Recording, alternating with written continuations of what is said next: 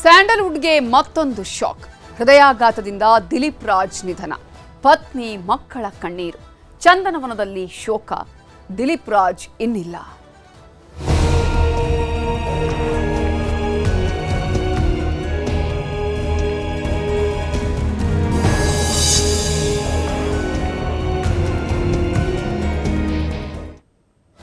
ಹೃದಯಾಘಾತದಿಂದ ನಿಧನರಾದಂತಹ ನಟ, ನಿರ್ದೇಶಕ, ನಿರ್ಮಾಪಕ ದಿಲೀಪ್ ರಾಜ್ ಅವರ ಅಂತ್ಯಕ್ರಿಯೆಗೆ ಸಿದ್ಧತೆಗಳನ್ನು ಮಾಡಿಕೊಳ್ಳಲಾಗ್ತಿದೆ.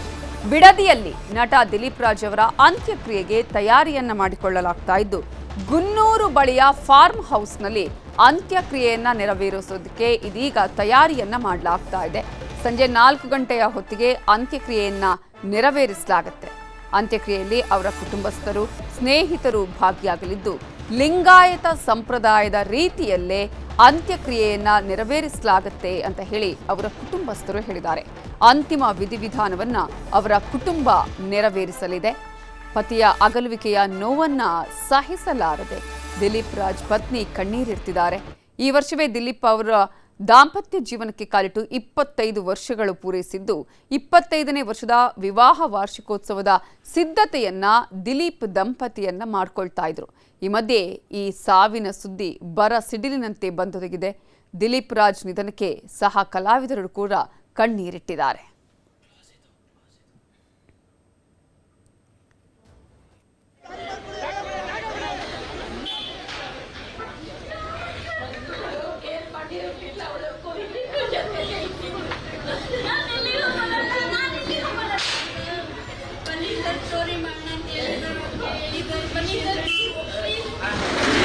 ನಾಲ್ಕು ವರ್ಷ ಆಯ್ತು ಜಮೀನ್ ತಗೊಂಡಿದ್ದು.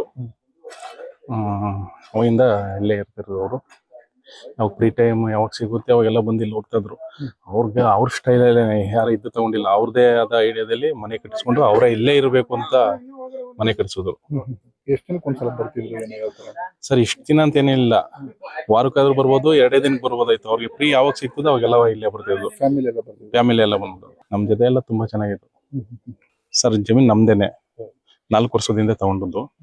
ಅವ್ರ ಹತ್ರ ನಮ್ಮ ಅತ್ತೆ ಮಗ ಗುರುಪ್ರಸಾದ್ ಅಂತ ಡೈರೆಕ್ಟರ್ ಕೆಲಸ ಮಾಡ್ತೇವೆ.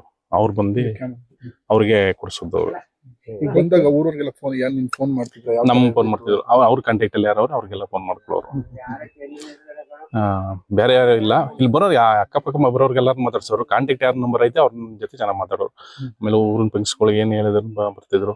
ಅವ್ರ ಕೈಲಿ ಎಷ್ಟು ಸಹಾಯ ಆಯ್ತದ ಅದು ಅಮೌಂಟ್ ಕೊಡೋರು. ಎಲ್ಲ ನಾನು ನೋಡಿದೀನಿ, ತುಂಬಾ ಪ್ರೊಡಕ್ಷನ್, ತುಂಬಾ ಕಡೆ ಕೆಲಸ ಮಾಡಿದೀನಿ. ಬಟ್ ಇಲ್ಲಿ ಕೆಲಸ ಮಾಡ್ತಿದ್ದೆ ಬೇರೆ ರೀತಿ. ಅಂದ್ರೆ ನಾವೆಲ್ಲ ಒಂದು ಮನೇಲಿ ಫ್ಯಾಮಿಲಿ ಹೆಂಗಿರುತ್ತೆ ಅದೇ ತರ ಇರ್ತಿದ್ವಿ. ಪ್ರತಿ ಒಂದು ಆಗು ಹೋಗು ಏನೇ ಇರ್ಲಿ ಅವ್ರ ಜೊತೆ ಡಿಸ್ಕಸ್ ಮಾಡ್ತಾ ಇದ್ವಿ.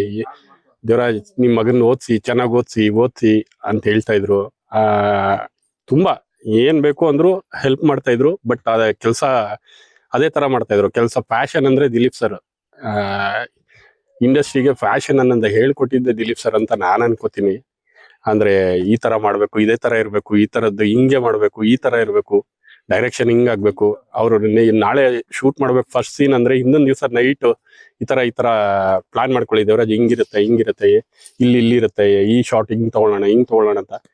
ಸರ್, ಇಡೀ ಒಂದು ಸೀರಿಯಲ್ ಶೂಟ್ ಸ್ಟಾರ್ಟ್ ಆಗ್ಬೇಕು, ಇನ್ನೊಂದ್ ದಿವಸ ಯಾವ್ದಾದ್ರು ಸ್ಪೆಷಲ್ ಶೂಟ್ ಆಗ್ಬೇಕು ಅಂದ್ರೆ ಇನ್ನೊಂದ್ ದಿವಸ ಎಲ್ಲ ಸೆಟ್ ಹುಡುಗನಿಂದ ಹಿಡಿದು ಪ್ರತಿಯೊಬ್ಬನ್ನು ಕೂರ್ಸ್ಕೊಂಡು ಕತೆ ಹೇಳ್ತಾ ಇದ್ರು. ಆ ತರದ್ ನಾನು ನೋಡೇ ಇಲ್ಲ. ಪ್ರತಿ ಸೆಟ್ ಹುಡುಗ, ಯೂನಿಟ್, ಮೇಕಪ್ ಮ್ಯಾನು, ಪ್ರತಿಯೊಬ್ಬರು ಎಲ್ಲರನ್ನು ಕೂರ್ಸ್ಕೊಂಡು ಕತೆ ಹೇಳ್ತಾ ಇದ್ರು. ಹಿಂಗಾಗ್ಬೇಕು, ಹಿಂಗಾಗತ್ತೆ, ಹಿಂಗೆ ಅಂತ. ಆ ತರದ್ದು ಮಿಸ್ ಮಾಡ್ಕೋತೀವಿ ನಾವೆಲ್ಲರೂ. ನಾನು ನೋಡಿದೀನಿ ತುಂಬಾ.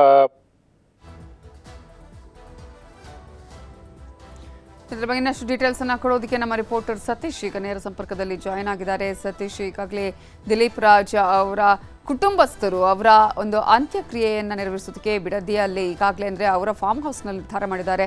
ಎಷ್ಟೊತ್ತಿಗೆ ಅಂತ್ಯಕ್ರಿಯೆ ನೆರವೇರುತ್ತೆ? ಈ ಸಂಪ್ರದಾಯದ ರೀತಿಯಲ್ಲಿ, ಯಾವ ಸಂಪ್ರದಾಯದ ರೀತಿಯಲ್ಲಿ ಈಗ ಅಂತ್ಯಕ್ರಿಯೆ ನೆರವೇರಿಸೋದಕ್ಕೆ ನಿರ್ಧಾರ ಮಾಡಲಾಗಿದೆ?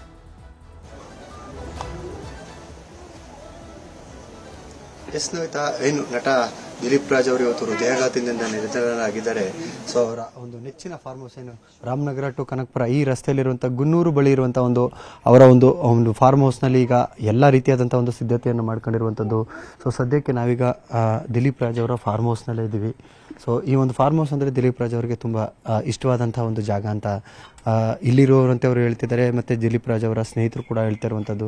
ಸೊ ಅವರಿಗೆ ಸಿನಿಮಾದ ಕೆಲಸ, ಶೂಟಿಂಗ್ ಕೆಲಸ ಏನೂ ಇಲ್ಲ ಅಂತಂದರೆ ಹೆಚ್ಚಾಗಿ ಅವರು ಕಾಲ ಕಳೀತಿದ್ದು ಒಂದು ಅವರ ಹುತ್ರಳ್ಳಿರುವಂಥ ನಿವಾಸ. ಆದರೆ ಅದಾದ ನಂತರ ನೇರವಾಗಿ ಅವ್ರ ಕೆಲಸ ಇಲ್ಲಾಂದರೆ ಈ ಒಂದು ಫಾರ್ಮ್ ಹೌಸ್ಗೆ ಬಂದು ಇಲ್ಲಿರುವ ಊರಿನ ಜನರ ಜೊತೆಗೆ ಈ ಫಾರ್ಮ್ ಹೌಸ್ನಲ್ಲಿ ಬಂದು ಒಂದು ಹೆಚ್ಚು ಸಮಯವನ್ನು ಕಳೀತಾ ಇದ್ರು. ಈಗ ಆ ಒಂದು ಜಾಗದಲ್ಲೇ ಈಗ ಅವರ ಒಂದು ಅಂತ್ಯ ಸಂಸ್ಕಾರವನ್ನು ಮಾಡೋದಕ್ಕೆ ಎಲ್ಲ ರೀತಿಯಾದಂಥ ಒಂದು ಸಿದ್ಧತೆಯನ್ನು ಮಾಡ್ಕೊಂಡಿರುವಂಥದ್ದು.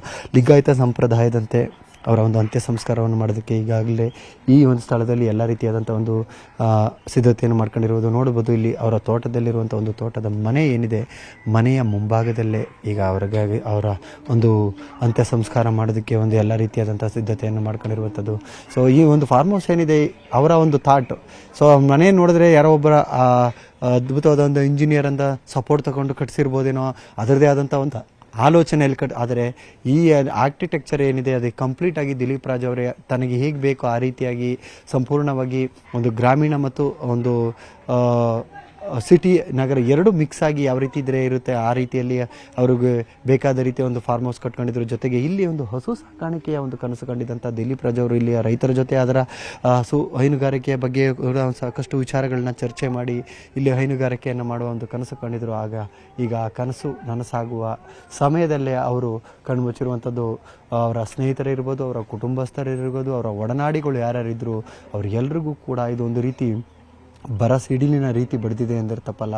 ಸೊ ಈಗ ಆಲ್ರೆಡಿ ಅವರ ಮೃತದೇಹ ಕೂಡ ಬೆಂಗಳೂರಿನಿಂದ ಒಂದು ಫಾರ್ಮ್ ಹೌಸ್ ಕಡೆಗೆ ಹೊರಟಿದೆ. ಇನ್ನು ಕೆಲವೇ ನಿಮಿಷಗಳಲ್ಲಿ ಇಲ್ಲಿಗೂ ಕೂಡ ಬರುತ್ತೆ.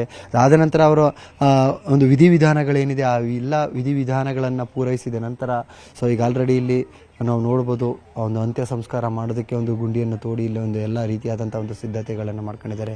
ಈ ಒಂದು ಸ್ಥಳದಲ್ಲಿ ಅವರ ಒಂದು ಅಂತ್ಯ ಸಂಸ್ಕಾರವನ್ನು ಮಾಡೋದಕ್ಕೆ ಎಲ್ಲ ಸಿದ್ಧತೆ ಆಗಿದೆ. ಸೊ ಈಗ ಆಲ್ರೆಡಿ ಈ ಊರಿನ ಜನರ ಜೊತೆಗೆ ಅವರ ಸ್ನೇಹಿತರು, ಕುಟುಂಬಸ್ಥರು ಈ ಒಂದು ಜಾಗಕ್ಕೆ ಬಂದು ಸೊ ಅವರನ್ನು ಅಂತಿಮವಾಗಿ ಬೀಳ್ಕೊಡೋದಕ್ಕೆ ಎಲ್ಲ ಒಂದು ಸಿದ್ಧತೆಯನ್ನು ಮಾಡ್ಕೊಂಡಿದ್ದಾರೆ. ಒಟ್ಟಿನಲ್ಲಿ ಸಿನಿಮಾದ 2026ಕ್ಕೆ ಒಂದು ಸಿನಿಮಾದ ಕುಟುಂಬಸ್ಥರು ಯಾರಾದಿದ್ರೆ ಅಥವಾ ಅವರ ಅಕ್ಕಪಕ್ಕದವರು ಯಾರಾದ್ರೂ ಇದ್ರೆ ಮಾತಾಡಿಸ್ಬೋದಾ? ಸದ್ಯಕ್ಕೆ ಈ ಊರಿನ ಜನರಿದ್ದಾರೆ, ಆದರೆ ಕುಟುಂಬಸ್ಥರು ಇನ್ನೂ ಕೂಡ ಬಂದಿಲ್ಲ. ಯಾಕೆಂದರೆ ಪಾರ್ಥಿವ ಶರೀರದ ಜೊತೆಯಲ್ಲೇ ಅವರ ಬಾಡಿ ಕೂಡ ಅವರು ಕೂಡ ಬರ್ತಾ ಇರೋದ್ರಿಂದ ಇಲ್ಲಿರುವಂಥವರು ಈ ಊರಿನ ಜನರು ಇಲ್ಲಿರುವಂಥವ್ರು ಕೂಡ ಬಂದು ನೋಡಿದ್ದಾರೆ. ಸೊ ಅವರ ಕುಟುಂಬಸ್ಥರು ಬಂದಂಥ ಸ್ಥಾನದಲ್ಲಿ ಬೆಳಿಗ್ಗೆಯಿಂದಲೂ ಕೂಡ ನಾವು ಪ್ರಯತ್ನ ಪಟ್ವಿ. ಆದರೆ ಆ ಒಂದು ಆಘಾತ ಏನಿದೆ, ದಿಲೀಪ್ ರಾಜ್ ಅವ್ರನ್ನ ಕಳ್ಕೊಂಡಿರುವಂಥ ಆಘಾತದಲ್ಲಿ ಅವ್ರು ಯಾರೂ ಕೂಡ ಮಾತನಾಡುವಂಥ ಒಂದು ಪರಿಸ್ಥಿತಿಯಲ್ಲಿ ಇಲ್ಲ. ಸೊ ಇದುವರೆಗೂ ಕೂಡ ಅವರು ಆ ಒಂದು ಶಾಕ್ನಿಂದ ಹೊರ ಬಂದಿಲ್ಲ. ಸೊ ನಾವು ನೋಡ್ತಾ ಇದ್ದೀವಿ ಇಲ್ಲಿ ಊರಿನ ಜನರು ಸದ್ಯಕ್ಕೆ ಬರ್ತಿದ್ದಾರೆ. ಸೊ ಈಗ ಆಲ್ರೆಡಿ ಸಾಕಷ್ಟು ಜನ ಅವರ ಒಂದು ಬಾಂಧವ್ಯದ ಬಗ್ಗೆ ಮಾತನಾಡ್ತಿದ್ದಾರೆ. ಸೊ ಇನ್ನು ಕೆಲವೇ ನಿಮಿಷಗಳಲ್ಲಿ ಕೂಡ ಅವರ ಪಾರ್ಥಿವ ಶರೀರ ಕೂಡ ಬರುತ್ತೆ. ಸೊ ಇಲ್ಲಿ ನಾವು ನೋಡ್ತಾ ಇರ್ಬೋದು ಕಿರುತ್ಕಲೆಯ ಕಲಾವಿದರುಗಳು ಕೂಡ ತನ್ನ ನೆಚ್ಚಿನ ಸ್ನೇಹಿತನನ್ನ ಹಾಗೆ ಸಂಪರ್ಕದಲ್ಲಿ ಸತೀಶ್ ಮಾತಾಡಿಸ್ತೀನಿ. ಇದೀಗ ನಮ್ಮ ಜೊತೆ ಮಾತನಾಡೋದಕ್ಕೆ ಜಯದೇವ ಆಸ್ಪತ್ರೆಯ ಮಾಜಿ ನಿರ್ದೇಶಕರಾಗಿರುವ ಡಾಕ್ಟರ್ ರವೀಂದ್ರ ಅವರು ಫೋನ್ ಸಂಪರ್ಕದಲ್ಲಿ ಜಾಯ್ನ್ ಆಗಿದ್ದಾರೆ. ನಮಸ್ತೆ ಸರ್. ಸರ್, ನನ್ನ ವಾಯ್ಸ್ ಕೇಳಿಸ್ತಾ ಇದೆಯಾ? ಓಕೆ ಸರ್, ಡಾಕ್ಟರ್ ರವೀಂದ್ರ ಅವರೀಗ ನಾವು ಇತ್ತೀಚಿನ ದಿನಗಳಲ್ಲಿ ಅತ್ಯಂತ ಚಿಕ್ಕ ವಯಸ್ಸಿನಲ್ಲೇ ಹಾರ್ಟ್ ಅಟ್ಯಾಕ್ನ ಪ್ರಕರಣಗಳು ಜಾಸ್ತಿ ಆಗ್ತಾ ಇರೋದನ್ನ ನೋಡ್ತಾ ಇದ್ದೀವಿ. ಇವತ್ತು ಕೂಡ ಈಗ ದಿಲೀಪ್ ರಾಜ್ ಅವರ ಈ ಒಂದು ಸಾವಿನ ವಿಚಾರ ಗಮನಿಸಿದ್ರೆ 47 ವರ್ಷದಲ್ಲೇ ಹಾರ್ಟ್ ಅಟ್ಯಾಕ್ ಆಗಿ ಅವರು ನಿಧನರಾಗಿರೋದು ಏನು ಕಾರಣ ಸರ್? ಇದು ಅನುವಂಶಿಯಾಗಿ ಬರುವಂಥದ್ದು ಅಥವಾ ಅವರ ಕುಟುಂಬಸ್ಥರ ಹಿಸ್ಟ್ರಿ ಇಟ್ಕೊಂಡು ಈ ರೀತಿಯಾಗಿ ಆಗ್ತಾ ಇದೆಯಾ ಅಥವಾ ಲೈಫ್ ಸ್ಟೈಲ್ ಅಂತ ಅನ್ಸುತ್ತಾ, ಹೇಗೆ? ಈಗ ನಮ್ಮ ಭಾರತ ದೇಶದಲ್ಲಿ 45 ವರ್ಷಕ್ಕಿಂತ ಕಿರಿಯವರಲ್ಲಿ 25% ಹಾರ್ಟ್ ಅಟ್ಯಾಕ್ ಆದವರಲ್ಲಿ 25% 45 ವರ್ಷಕ್ಕಿಂತ ಚಿಕ್ಕವರು ಇರ್ತಾರೆ. ಅತಿ ಮುಖ್ಯವಾದ ಕಾರಣ ಒಂದು ನಮ್ಮ ಜೀವನ ಶೈಲಿ, ಅಂದ್ರೆ ಅಭ್ಯಾಸಗಳು. ನಾವು ಕಾಣ್ತಕ್ಕಂಥದ್ದು ಸಾಮಾನ್ಯವಾಗಿ ಈ ಸ್ಮೋಕಿಂಗು, ಇತ್ತೀಚೆಗೆ ಈ ಮಾದಕ ವಸ್ತುಗಳ ಸೇವನೆ, ಅದರ ಜೊತೆಗೆ ಅನುವಂಶೀಯತೆನೂ ಇದೆ. ಈಗ ಮನೆಯಲ್ಲಿ ತಂದೆ ತಾಯಿಗಳಲ್ಲಿ ಅಥವಾ